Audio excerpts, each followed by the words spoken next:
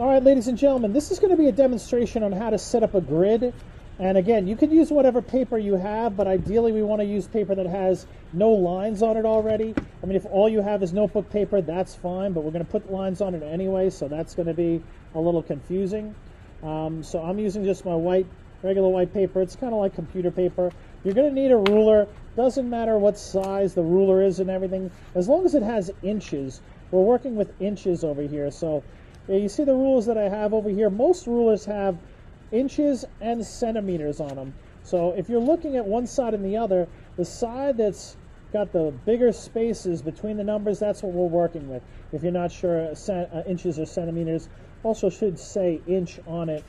And in this case down over here, centimeters and millimeters. So whatever size ruler you have is fine as long as it's inches. And we're working on white paper. First thing we want to do is we want to draw, basically, we're going to draw 4 boxes. We're going to draw 4 boxes, and we're going to use those boxes to draw. So it's very important that they're all even and equal. So if you're crooked or they're the wrong measurements, that'll be a problem. So one of the first things we want to do is we want to make a little margin on our paper. I want to create a little margin as an area because I don't want you to draw right on the edge of the page. I want you to have a little border, and it'll make it a lot easier to work with. So what I'm going to do is I'm going to take my ruler and realize that the ruler may not start right on the edge of the ruler. You might have like a little empty space here. So I'm going to go ahead and I'm going to put my ruler right up to the edge of the paper, and I'm going to mark 1 inch. Okay? From the edge of the paper, and I'm going to go ahead and I'm going to go up the page. Doesn't matter exactly where, as long as my 0 over here is still set up, and I'm going to mark off another 1 inch. All right, so I have 2 marks that I made. I didn't measure how far apart they are, but each of them are 1 inch from the edge, and I'm going to just connect the dots.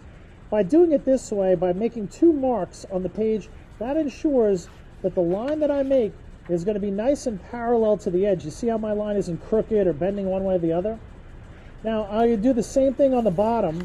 I could just set up my ruler to be right on the bottom like this, or if it's easier, I could just turn my paper and then just set up my ruler again so that the 0 is right on the edge of the paper. I'll mark off 1, slide my ruler down somewhere else, and put the edge of the ruler right again on the edge of the paper, and mark off 1 again. And there I'm going to have my 2 marks again. I'm going to connect those 2 marks, and I'm going to make 1 straight line. How long to make that line? Make it nice and long, but that'll be the start of my page. That way I have a nice margin, and this is going to be scrap area. So, don't worry about this, but I don't like to ever draw right to the edge of the page if I don't have to. Now we're going to make 4 boxes. They're going to be 3 inches by 3 inches. So what I'm going to do is, you see it's almost like graphing. I got this little starting point right over here. I'm going to put my ruler right on that starting point, and then I'm going to mark off 3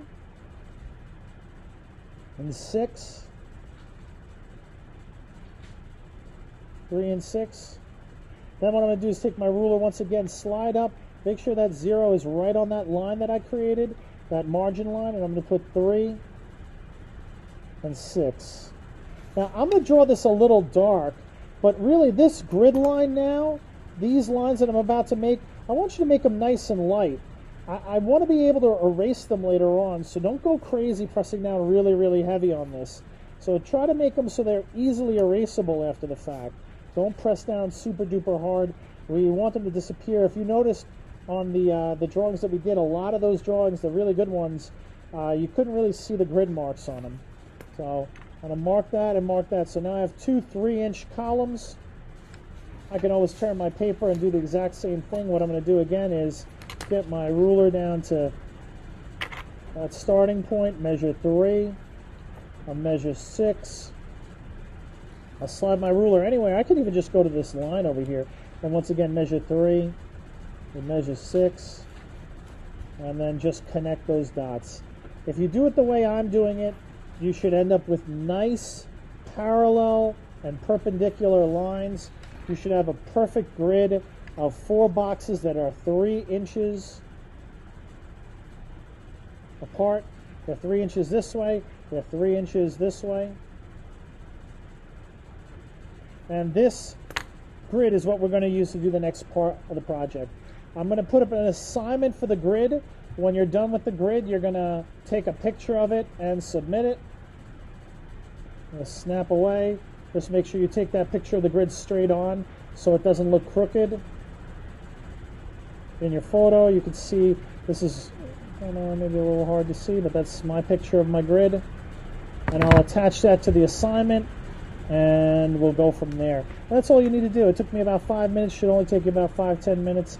Again, if yours looked really crooked or it doesn't look like mine, stop, pause the video, rewind, and take a look again and see where you might have messed up.